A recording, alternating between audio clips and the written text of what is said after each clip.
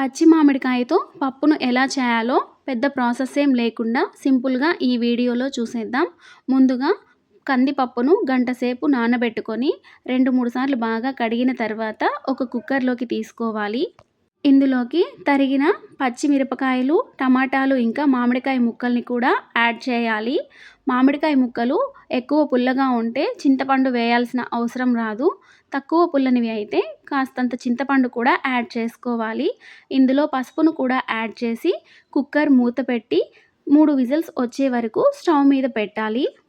Cooker 3 whistles వచ్చే వరకు wait చేసి ప్రెషర్ అంతా నార్మల్గా పోయే లోపల పోపు కోసం ఆనియన్స్ని కట్ చేసుకొని పక్కన కరివేపాకును కూడా సిద్ధం చేసుకొని రెడీగా పెట్టుకోవాలి.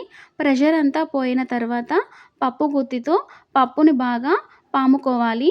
తగినంత సాల్ట్ని కూడా యాడ్ చేసి పామిన పప్పును సిద్ధంగా పక్కన ఉంచుకోవాలి. ఇప్పుడు స్టవ్ మీద గిన్నె పెట్టి ఆయిల్ హీట్ అయ్యాక అందులో ఆవాలు, ఆనియన్స్, కరివేపాకు కూడా యాడ్ చేసి గోల్డెన్ కలర్లో ఫ్రై అయ్యేదాకా బాగా కలుపుకోవాలి.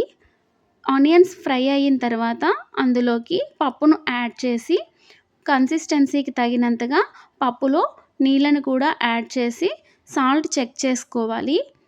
తర్వాత పప్పును బాగా ఉడికించి దించుకొని సర్వ్ చేసుకుంటే టేస్టీగా ఉండే పచ్చి మామిడికాయ పప్పు రెడీ.